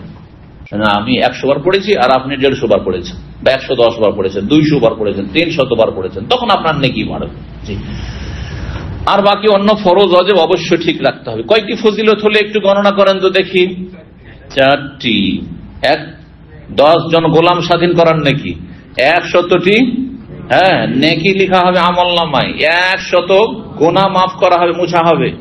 আর শয়তানের অনিষ্ট থেকে সারা দিনের জন্য হেফাজতে থাকবেন, সুরক্ষিত থাকবেন। আল্লাহ যেন তৌফিক দান করেন। যারা সকালবেলা ওয়াকিং করেন অথবা ব্যায়াম করেন না, অনেকেই করেন, কিন্তু ওয়াকিং করেন, মুখ বন্ধ করে ওয়াকিং করবেন না। আমি এটা তদবির শিখিয়ে দিচ্ছি, মানে এক্সট্রা আপনাকে মেহনত করতে হবে না। কারণ এটা আমার কাছে পরীক্ষিত। যে আমার দিন হইলো দুনিয়া হইলো, দিন হইলো দুনিয়া হইলো। সকালবেলা ফজর পড়ে আপনি হাঁটতে লাগেন, কারণ ঘরে গেলে, বাসায় গেলে, ঘুমিয়ে গেলে, বা মোবাইল হাতে নিল গেল, আর এই জিকির হবে না, মোবাইল হাতে নিলেও হবে না। আর শুয়ে গেলে হয়তো হঠাৎ করে শয়তান ঘুম দিয়ে দিবে। শয়তান জানছে যে আপনি 100 বার কালেমা তৌহিদ পড়তে চাইছেন, লাইলা পড়তে চাইছেন, সেই জন্য শয়তান তাড়াতাড়ি ঘুমিয়ে যায়, ভুলিয়ে দিবে শয়তান। কিন্তু রাস্তায় হাঁটা সব মনে রাখেন, আমি অভ্যাস বানিয়ে নেব। বড়ই পরীক্ষিত কিন্তু এটি। জি, আল্লাহ যেন আমাদের সকলকে তৌফিক দান করেন এবং সব সময় তৌফিক দান করেন, মাঝে মধ্যে নাই। ফজর পড়ে বেরিয়ে যান, আমি বেশি না, যদি বেশি না পারেন 5 মিনিট 10 মিনিট হাঁটলেও তো কাজ হয়ে গেল। আর তার সাথে যদি যারা আধা ঘন্টা হাঁটছেন, অভ্যাস করে 1 ঘন্টা পর্যন্ত হাঁটছেন, তো শরীরটাও সুন্দর থাকলো, মাশাআল্লাহ তাবারাকাল্লাহ। কোনদিন যে রোগগুলি আজকাল সবচেয়ে বড় রোগ কাল হয়ে দাঁড়িয়েছে, হার্ট অ্যাটাকের ঝুঁকি বাড়িয়েছে, সেই রোগগুলি তো মুক্ত থাকলেন। আর কতগুলি জিকির হবে 45 মিনিটের ভিতরে আপনার এই ধরনের জিকিরগুলি 15টির বেশি হয়ে যাবে, পরীক্ষিত 15টির বেশি হয়ে যাবে। আর একটি 100 বার করে 1500 জিকির হবে। আপনাকে বলিয়ে দিল 1500 জিকির হবে 45 মিনিটের ভিতরে, 45 মিনিট যদি হাঁটেন। ঈদগাহ দেখেছেন তো, একসময় এদিকে আমার বাসা চলে না ফিরে, তো ঈদগাহে ওখানে চলে যেতাম। একটা চক্কর দিলে, কেউ ঈদগাহের চক্কর দিয়েছেন? কোন বান্দা আছে? কে দিয়েছে? কয় মিনিট লাগে? 13 থেকে 14 মিনিট। স্পিডে আসলে 13 মিনিট লাগবে। 13 মিনিট একটা চক্কর, 3 চক্কর দিলে হয়ে যেত মোটামুটি 40-45 মিনিট হয়ে যেত। আর এর সাথে যদি জিকিরটা অ্যাড করে নিতে পারেন তো দিনও সুন্দর হয়ে গেল, দুনিয়াও সুন্দর হয়ে গেল। রব্বানা আতিনা ফিদ দুনিয়া হাসানা ওয়া ফিল আখিরাতি হাসানা ওয়া কিনা আযাবান। শুধু জবানে বললে হবে, কাজে কর্মে করেন, কাজে কর্মে করেন। আল্লাহ তৌফিক দান করুন। 3294 নম্বর হাদিস বর্ণনা করছেন সাদ বিন আবি ওয়াক্কাস রাদিয়াল্লাহু তাআলা আনহু বলেন, ইস্তাযান ওমর আলা রাসূলিল্লাহ সাল্লাল্লাহু আলাইহি ওয়াসাল্লাম। রাসূলুল্লাহ সাল্লাল্লাহু আলাইহি ওয়াসাল্লামের বাড়িতে এসে একদিন ওমর রাদিয়াল্লাহু তাআলা অনুমতি চাইলেন আসার, দেখা করার। তো নবী সাল্লাল্লাহু আলাইহি ওয়াসাল্লাম হাবিবিদেরকে বলতেন যে তোমরা ভিতরে চলে যাও ঘরে, আর তারপরে তখন বসার জায়গায় ডেকে নিতেন। তো অনুমতি চাইলেন। ওয়াইন তাহু নিসাউ মিন কুরাইশ, সেই সময় নবী এইরকমটা নবী সাল্লাল্লাহু আলাইহি ওয়াসাল্লামের সাথে হইতো। সাহাবীরা ভাবতেন নবীর সাথে কি এটা হইতে পারে? অসম্ভব কথা, আমরা কতই করছি, কিন্তু রাত দিন যে থাকছি স্বাভাবিক এটা। দেখেন, দূরে অন্য রুমে থাকেন, বন্ধুত্ব খুব বহাল থাকবে, ভালো থাকবে, কিন্তু এক রুমে থাকলে সব সময় যে মিষ্টি মিষ্টি থাকবে না, কখনো তিক্ততাও আসবে, আসবে না? জি হ্যাঁ। তো একসাথে স্বামী স্ত্রী জীবনটা আছে 24 ঘন্টা একসাথে থাকার জীবন, এই জীবনে তিক্ততা হওয়া স্বাভাবিক। যতই ভালো মানুষ আপনি হন না কেন, যতই ভালো মানুষ আপনার স্ত্রী হোক না কেন, তিক্ততা মাঝে মাঝে আসবে, আর তাতেই স্বাদ আছে। তো দুনিয়াটা সবসময় মিষ্টি খেতে ভালো লাগে না, মাঝে মাঝে নোনতা খেতেও ভালো লাগে, তাই না? লাগে না? জি। তো এই কুরাইশ বংশের মানে নবী সাল্লাল্লাহু আলাইহি ওয়াসাল্লামের বিবিগণ ছিলেন কয়েকজন। ইউকাল্লিমনাহু, নবী সাল্লাল্লাহু আলাইহি ওয়াসাল্লাম তারা কথাবার্তা বলছিলেন। ওয়াস্তাকসিরনাহু আলিয়াতান আসওয়াত, আর তারা বেশি বেশি যেন কথা বলছিলেন তাদের উচ্চ স্বরে। আলিয়াতান আসওয়াত, উচ্চ স্বরে তারা কথা বলছেন। নবী সাল্লাল্লাহু আলাইহি ওয়াসাল্লামের আওয়াজের চাইতে তার বিবিদের আওয়াজ একটু জোরে হয়ে যাচ্ছে। ওমর রাদিয়াল্লাহু আনহু বাড়ির বাইরে থেকে শোনা যাচ্ছে, খড়ের বাড়ি, খেজুর ডাল আর খেজুর পাতার বাড়ি, সব শোনা যাচ্ছে ভিতরে কি গল্প হচ্ছে, কথা হচ্ছে, জোরে জোরে কথা হচ্ছে, শোনা যাচ্ছে হয়তো। ওমর রাদিয়াল্লাহু যেমন অনুমতি চেয়েছেন, নবী সাল্লাল্লাহু আলাইহি ওয়াসাল্লাম অনুমতি দিলেন, আর নবী সাল্লাল্লাহু আলাইহি বিবিগণ জানতে পেরেছেন, কম না, তাড়াতাড়ি করে তারা দাঁড়িয়ে পড়লেন, আর পর্দার আড়ালে ঢুকে পড়লেন। পর্দা দেওয়া আছে, পার্টিশন, পর্দার ভিতর দিকে তারা দৌড় দিয়ে চলে গেলেন, ছুটে চলে গেলেন, মানে তাড়াতাড়ি। ওমরের গলা পেয়ে, যে উমার আসছে, রাগী মানুষ। জি, অনুমতি দিলেন, রাসূলুল্লাহ ইয়াদহাক, অনুমতি দিয়ে যখন ওমর ভিতরে ঢুকছে, তখন রাসূলুল্লাহ মুচকি মুচকি হাসছেন। নবী সাল্লাল্লাহু আলাইহি ওয়াসাল্লাম কি করছেন? হাসতেছেন। ফাকাল ওমর, ওমর বলছেন তখন, আযহাকাল্লাহু সিন্নাকা ইয়া রাসূলুল্লাহ, হে আল্লাহর রাসূল, আল্লাহ আপনাকে সব সময় যেন হাসি খুশিতে রাখেন। আরবি ভাষার একটি প্রাচীন দোয়া হচ্ছে আযহাকাল্লাহু সিন্নাকা। সিন মানে কি? দাঁত। দাঁত কোনদিন হাসে? কিন্তু হাসলে দাঁত বেরোয়, হাসলে দাঁত বেরোয়। আর যার দাঁত বড় তো এমনি তো বেরোয়, তাই না? তো যাই হোক, কিন্তু যার দাঁত স্বাভাবিক আছে, হাসলে একটু দাঁত বের হবেই, হবে না?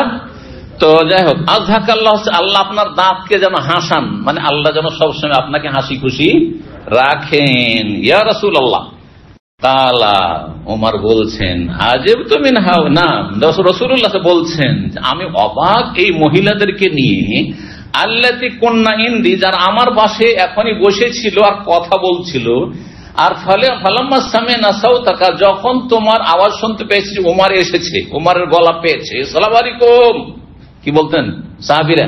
অনুমতি চাইলেন, আসসালামু আলাইকুম, আদখুল, সালামু আলাইকুম, আসতে পারি কি? এটা হচ্ছে তরজমা হাদিসে। আসবো, ঢুকবো, জি, যদি অনুমতি দেয় ঢুকবেন, আর যদি অনুমতি না হয় চলে যাবেন। আছো ভাই, আর দিলেন, ঢুকে গেল। আমাদের গ্রামাঞ্চলে কি, হ্যাঁ, গ্রামের লোক যদি আর পরিচিত লোক, ভাই আছেন, ভাই কি, ভাইকে ডাকবে না, ভাবি, আর দিল ঢুকে। এটা তো একটু ভদ্রতা, না হইলে ও চোরের মতো ঢুকবে চুপচাপ। আউযুবিল্লাহ। বরং কিছু কিছু বাড়ি এত বেহায়া বাড়ি আছে যে ও বাড়ির ভিতর দিয়েও রাস্তা, বাড়ির এই গেট দিয়ে ঢুকলো আর ওই গাড়ি দিয়ে বেরিয়ে যাচ্ছে, গোটা গ্রামের লোক বাড়ি থেকে রাস্তা বানিয়ে নিয়েছে। আউযুবিল্লাহ। এটা কোন মুসলিমদের বাড়ি হলো, মুসলিম পরিবার হলো? আল্লাহ হেদায়েত দান করুন। না, অনুমতি চাইতে হবে, থেমে থাকতে হবে। যদি অনুমতি দেয় যে আসেন, আসেন, আর না হলে সোজা ওইখানে দাঁড়িয়ে থাকেন। আর যদি এমনকি বলে যে আল্লাহ কোরআন সূরা নূরে বলছেন, যান, এখন সময় নেই, ফিরে যান, ফিরে চলে যান, কোনো রাগ করবেন না। আমিও যদি আপনাদেরকে বলি, আমার গেটে চলে আসেন, যান, এখন সময় নেই, ব্যস্ত আছে, ফিরে যান, জীবনে সেন্টার আসবেন না। আমি কোনো বাড়াবাড়ি করছি না। হ্যাঁ, এটা মানুষের চরিত্র হলো। ওনার বাড়িতে গেটে পৌঁছে গেছি, না যেতাম একটা আলাদা কথা, টেলিফোন করতাম, আর উনি বলছেন না, ফিরে যান, এখন সময় নেই। এটাই কোরআন, এটা কোরআন নির্দেশ। এতটা বরদাস্ত করার ক্ষমতা থাকে তাহলে আপনি খাঁটি মুমিন হইতে পারবেন। কারণ জরুরি নয় যে আপনার মোতাবেক আমাকে সময় দিতে হবে, হয়তো এই সময়টা আমার জন্য উপযোগী নয়। যখন তখন চলে আসলেন আর দল বেঁধে চলে আসলেন, হ্যাঁ, আর কষ্ট দিলেন কোনো মানুষকে, মোটেই জায়েজ নেই। ওনার ইচ্ছে, সেটা আপনিও করতে পারেন।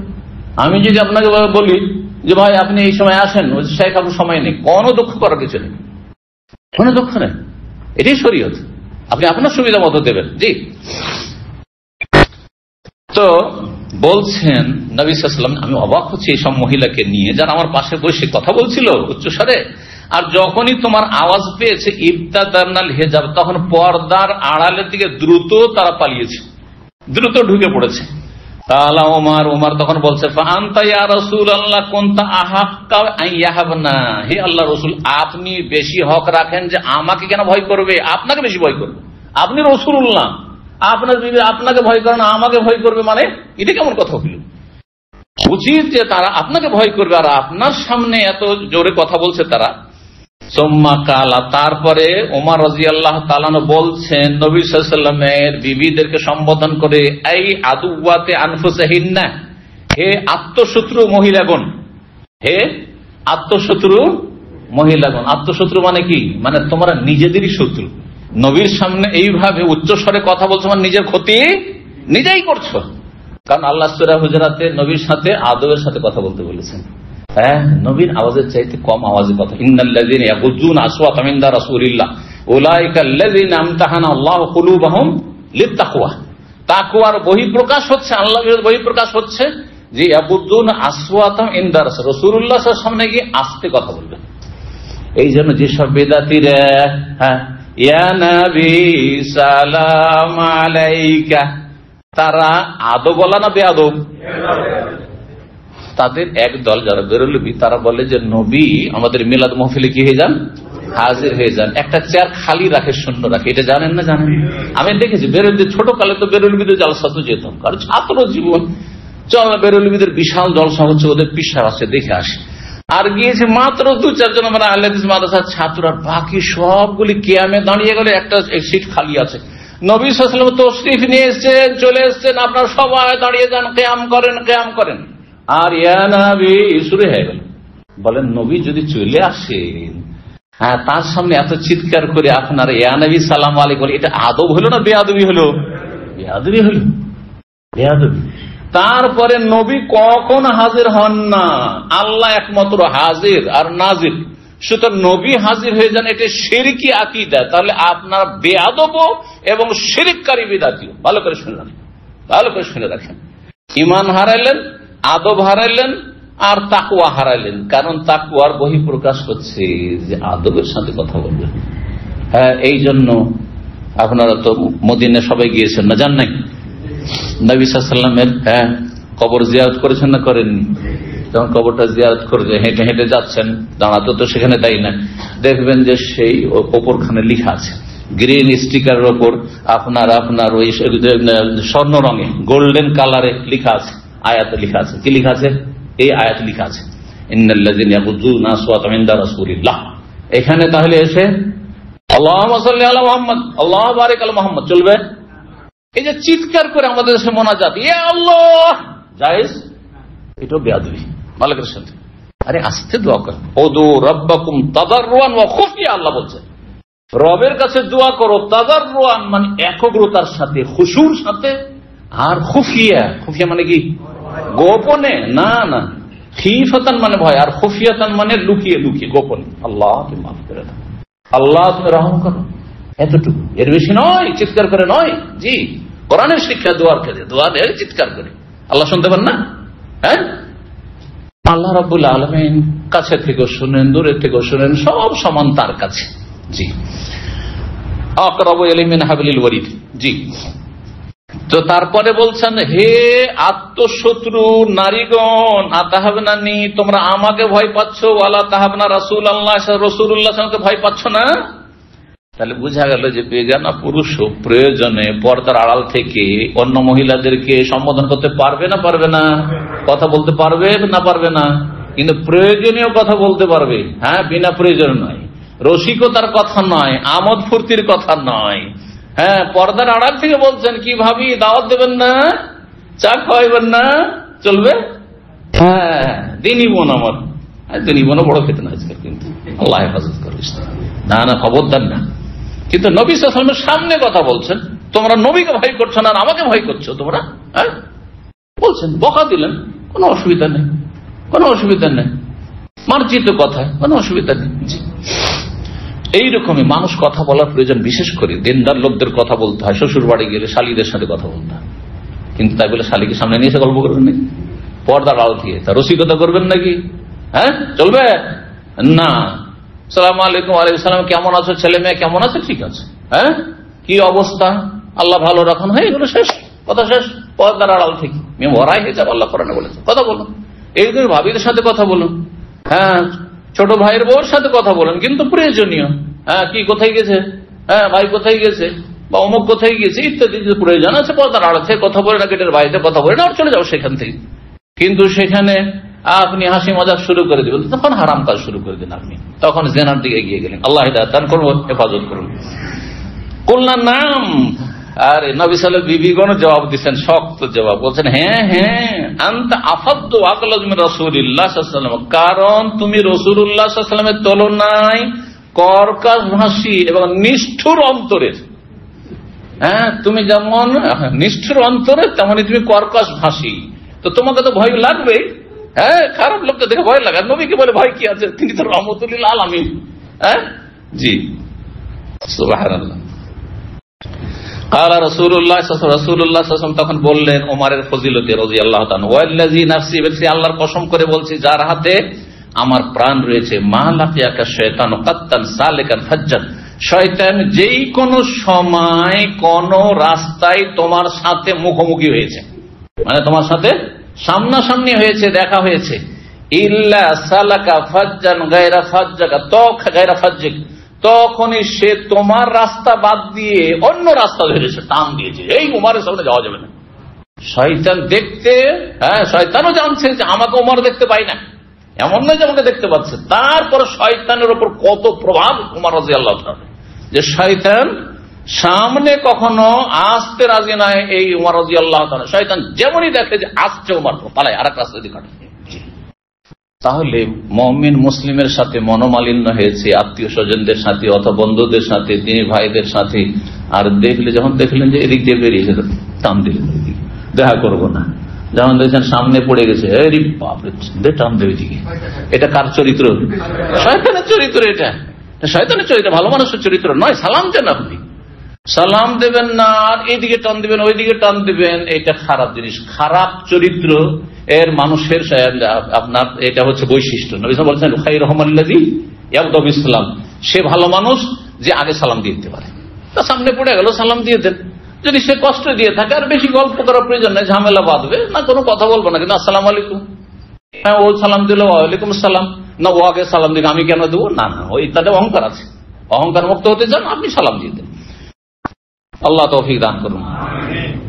সময় তো অনেক হয়ে গেছে, আর একটি হাদিস পড়িয়ে দিই, তাহলে আমরা একটা অধ্যায়ে পৌঁছে যাবো। 3295 নম্বর হাদিস। হাদিস বলার কথা আবু হুরায়রা রাদিয়াল্লাহু তাআলা আনহু, তিনি বলছেন, নবী সাল্লাল্লাহু আলাইহি ওয়াসাল্লাম বলেছেন, ইযাস্তাইকাযা মিন মানামিহি, অন্য riwayat ইযাস্তাইকাযা আহাদুকুম, তোমাদের কেউ যখন ঘুম থেকে জাগে, মানাম মানে ঘুম, ঘুম থেকে, নম থেকে, ঘুম থেকে যখন জাগে, ফাতাওয়াদ্দা, যেন উযু করে নেয়। যখন ঘুম ভাঙবে কি করেন? উযু করেন। ফালিয়াস্তানসির, আর উযু করলে নাক পরিষ্কার করবেন ঝেড়ে, টান দিয়ে পরিষ্কার করবেন। সালাসান, টান দিয়ে মানে নাক ধরে টানবেন না, কি নাক ঝাড়বেন, ছি করবেন, নাক ঝাড়বেন কয়বার?